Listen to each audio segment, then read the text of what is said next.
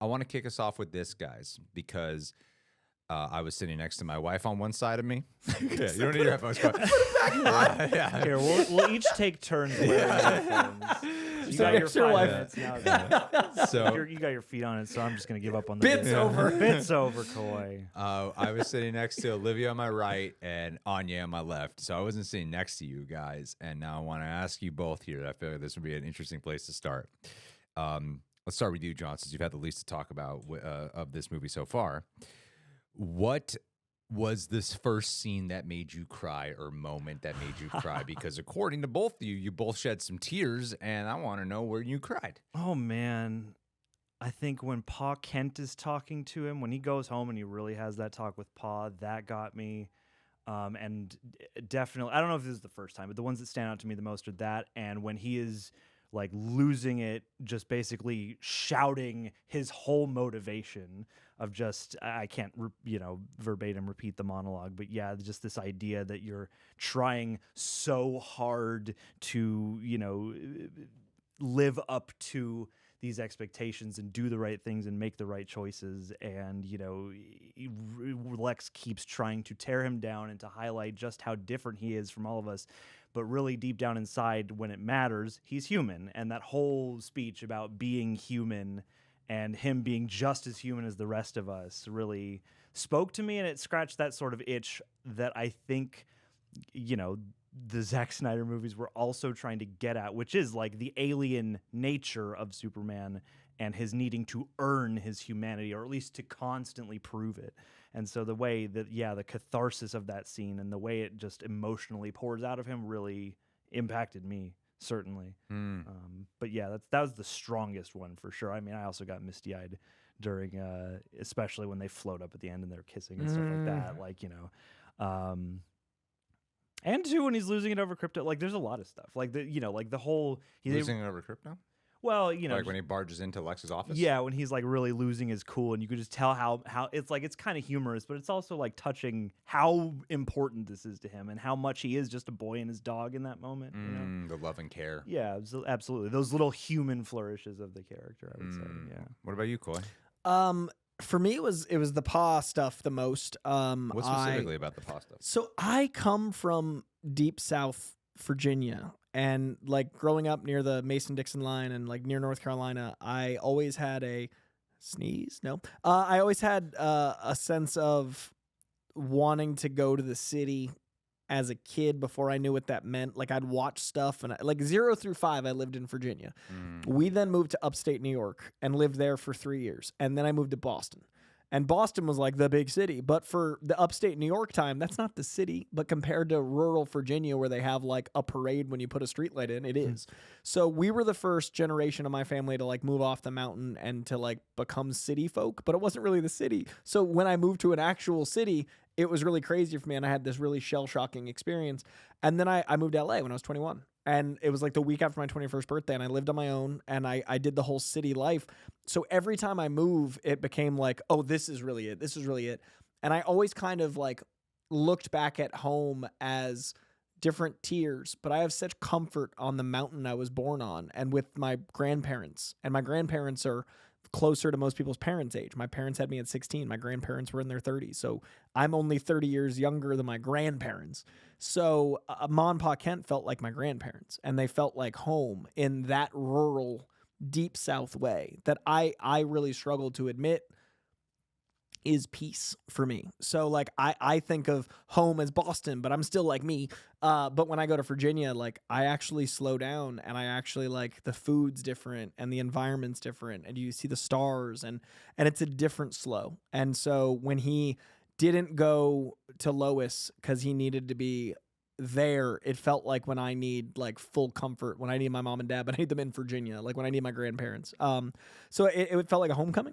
And to have Ma and Pa Kent feel authentic to what I see as like farm life. Like I grew up I had a donkey, and there was like a tobacco farm, and like I grew up effectively on a farm. Yeah. And their so characterizations are like way more of that than I ever expected. Yeah, for some reason, because they're farmers. Yeah. But we don't see it. Like I think that we've had amazing interpretations, but like we didn't see a lot of the farm in Christopher Reeve. We didn't see a lot of like farm life. We saw moments with Kevin Costner and Diane Lane, but they're very Hollywood looking people. And this felt like they had a camera at a farm and it was a guy with his parents. Yeah. And so that was a lot about me, sorry. But like that when you ask, it's because of my relationship with Virginia versus the city. And I connect, that's one of the reasons I connect to Clark is his home is Smallville and he lives in Metropolis. I live in LA in Boston, but when I go to see my grandparents, there's that first 5 years of your life where so many memories and so much of your DNA is that it feels like that for me. Yeah. So I cried deeply. In the movie, it's like the world and a lot of other interpretations often focus on the Kryptonian side, and they show like at the beginning the message he relies on is from Jor-El and Laura, and that is how like the world often perceives him is like, oh, you are the descendants of that. That's who you are the child of. But when they go to that farm, it's interesting because you only get like a scene or two with Mom and Pa Kent early on, like little tidbits, but you don't get like a real like connection moment till way later on. But it actually makes it more impactful. It clicks more of like, oh, this is your nurturing. This is how you were raised. This is why you are who you are. Not some message from your alien parents or your actual biological parents or whatever identity the world's trying to shape you as. This is why you are the way you are, is because of these guys. Like, so much of this movie is about the choices that we make that define it. That any theme with that just got to me really hard. Like if we're talking about like our personal associations, I think early on what got me is the scene when they are talking about like the punk rock stuff where Lois is saying, they're riffing about what punk rock is, and it's really funny, and it's a character inside and a Clark, but when he's essentially saying being kind is punk rock. I feel like my nature is not the actions I have to constantly choose every day. Like I feel like I'm a good person because I constantly choose against the betterment of the nature that I grew up in, the nurturing that I grew up with, and the nature I grew up in. And this movie's so much about like you are defined by your choices that you actually make. So if my nurturing in nature is usually instinctually to be negative, to be cynical, to look for the bad, to not trust.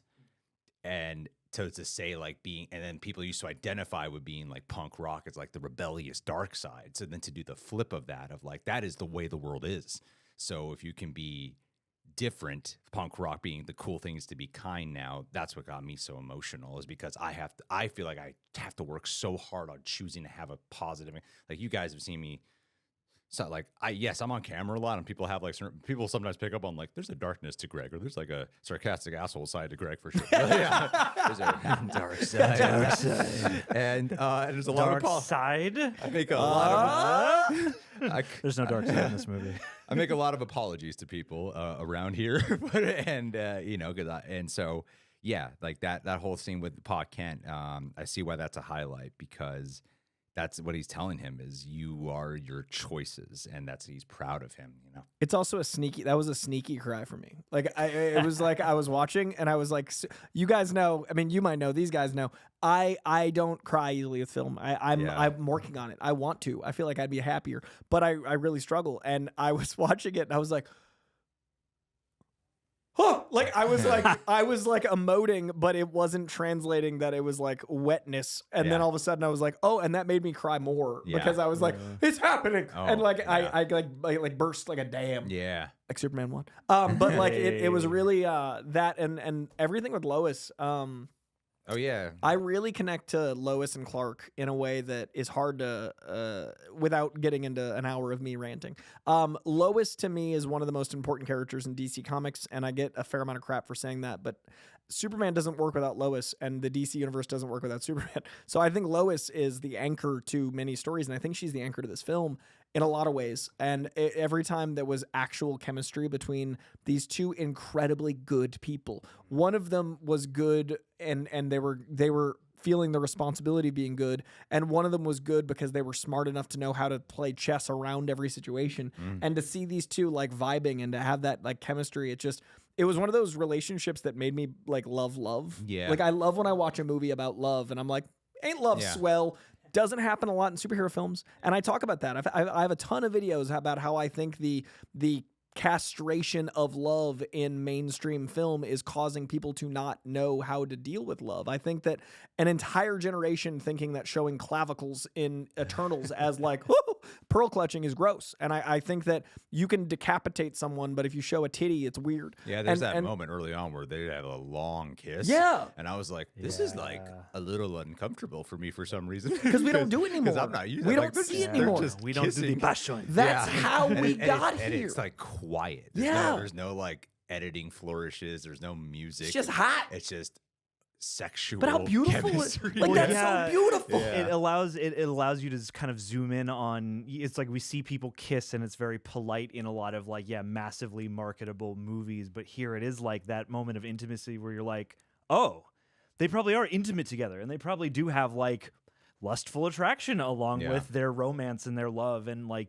it's nice to feel like they're rounded people that way. And I mean, Lois, that whole scene where they're doing the interview is like the scene that really clicked the movie together early on, when they sit down in her apartment. I didn't even expect the movie to get to that so quickly from what we saw in the trailers, but that whole debate they begin to have, and this moment that is clearly going from like an interesting work / profession experiment into like a personal argument and a personal weighing of ideologies and stuff like that, was when the movie started to kind of transcend, I guess, or the first instance of that. Because a few minutes into the scene, I had that thought that I'll sometimes have watching things where I'm like, oh, we're still in this scene and we're still debating, should Superman have jumped in and stopped the hammer of Barovia, and should he have interfered with this? Yes. Should he have led us toward having a metropolis?